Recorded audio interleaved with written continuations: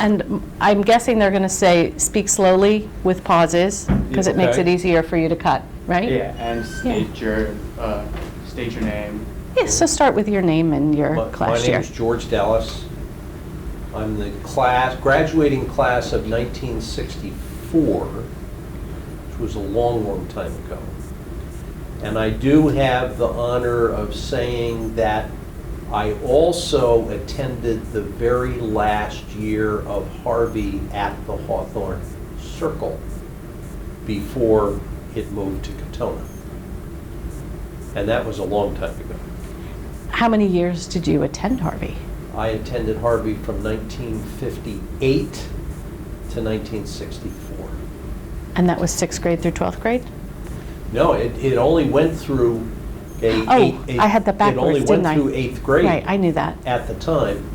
I repeated the 6th grade, Okay. much to my chagrin, but it Okay. was a good thing that my mother made me do that. Mothers are smart, aren't they? Mothers are smart. Oh, okay. So, if we could start with you sharing a favorite signature memory of Harvey. I would say the most vivid signature memory. This is the one that's, yes, there are 15 and 16-year-olds here, I could tell this memory. Okay? Mr. Shea, who was the Latin teacher at Harvey, to this day, probably the best dressed individual I've ever seen. Back then, he wore $500 suits and $100 ties, and just impeccably dressed. Hair always combed just so, wire rim glasses, okay, that would focus a laser beam stare. Because if you got on the wrong side of Mr. Shea, you were in big trouble. Back in those days, if you misbehaved, there was a demerit system, but they were referred to as marks. A minor malfunction would be 1 mark. 2 was not uncommon. There was never a 3. You went from 2 to 4. And from 4, you would then immediately be elevated to 10. Criminals who received marks during the day, okay, their name was read off at lunchtime by Mr. Shea in the following manner. Dallas, 4. Robinson, the next story is about Robinson, 10, and so on. Marks were repaid by having to participate in walk list, which Mr. Shea supervised. You know, the basketball court outside behind the gym.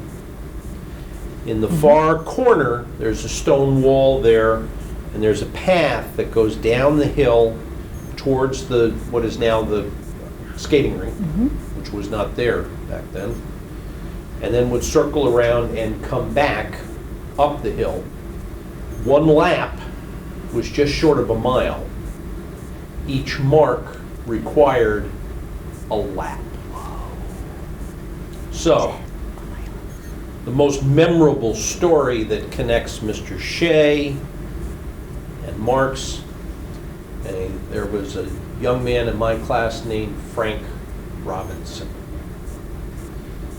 Frank Robinson was what we used to call a hacker. A hacker meant always in trouble because Mr. Shea would go, "Robinson, stop hacking off!" Okay. Well, Robinson was sitting in the back of Latin class one day and felt the need to let loose a little gas that had built up from breakfast. And it was just an ever so slight squeaker. Okay.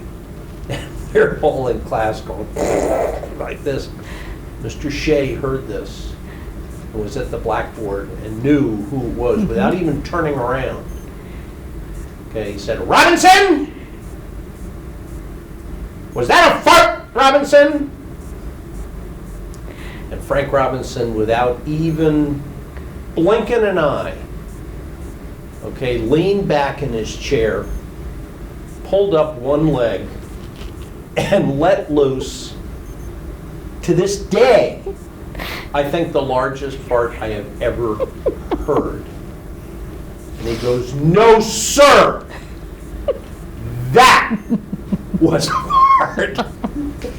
And we're in class, and there are tears running down our faces, but we know that we are going to be criminals indicted along with Robinson for having delivered this. So we're just trying to be dead straight. And Robinson set the record that day. It was 50 marks. Okay. I believe he still is on walk list at this very minute, walking off that pedal. But that's just the most vivid memory because of Mr. Shea, and just, you know, you hear school stories about how it used to be. It's how it There's used how to it be. used to be. And of course, we're all in class with shirts and ties and jackets because that was required back then. You know, so. Tell me a little more about Mr. Shea. Mr. Shea, again, was impeccably dressed, but he was if you look up what a private school Latin teacher should be, and you look it up in the dictionary, today it would be Wikipedia. Mr. Shea's picture would be there, okay? Just steely gray hair, okay, wire-rimmed glasses, very proper, okay, the tie knotted just so, the jacket always buttoned, okay, and he was he was the supreme example of how you should behave. Case in point, if you were at his breakfast table and Cheerios were being served, you know, and of course it was the regular, not the Honey Nut Cheerios because those weren't invented yet, just Cheerios. You'd grab your spoon and stick it in the sugar bowl, and he would look at you and go, "Das! Level that teaspoon of sugar before it goes on that cereal." And you would have to take a knife and scrape the sugar off the top of the spoon so it was a level, and that's all you were allowed to put on your Cheerios. And you're sitting there going, "What is it? Cheerios, they don't taste good." That's the way it was. So he was the supreme example of behavior, and to this day, okay, I respect him for having always taken that role. No matter how much trouble I got in, I always had the ultimate respect for Mr. Shea. That's great. I love that. Okay, let's see. What do you think makes Harvey different from other schools? For me, okay, I can really only use my experience, okay? For me, I came from public school where I was clearly wandering. I was not being given any direction. I didn't know how to study. Nothing seemed to be interesting. I got to Harvey, and the regimentation that I needed descended upon me. Rose Baldwin took me under her wing and taught me how to read and comprehend and retain. That was her special gift. Okay? Mr. Shea taught me Latin and how you should behave as a young man. Okay? Mr. Shattuck taught me math and made it fun. I mean, so many teachers, and then the difference was, it was not an effort, it was enjoyable to absorb that. And as a result, I learned how to study, and my grades went from here to here, which is exactly, of course, what my mom needed. And looking back on it 50 years, this is exactly what I needed. Love that. Awesome. What advice would you give to the current Harvey students? Take advantage. The advice I would give to current Harvey students, and even though you may think, oh, I really didn't want to go here, trust me, take advantage of every minute of every day that you have at the Harvey School. It is the best education that you can get, and you will discover, hard to believe now, but you will discover that when you go to your next educational platform, if you graduate and then go to prep school, or you go all the way through high school and then go to college, you'll discover stuff that you studied at Harvey being taught the first year at the next school you go to, and you go, I already know this stuff. This is pretty cool. Okay, trust me. Yeah. That's what you will find. It's awesome. Can I keep going? A couple more? Okay. What would you like to say to everyone at Harvey on the eve of Harvey's 100th birthday? First of all, what I would say on the 100th birthday is happy birthday, happy 100th birthday. Not many people or things, for that matter, get to be 100, but Harvey gets to be 100 for a reason. And the reason is the strength of what it provides. There's lots of schools out there that don't make it to 100.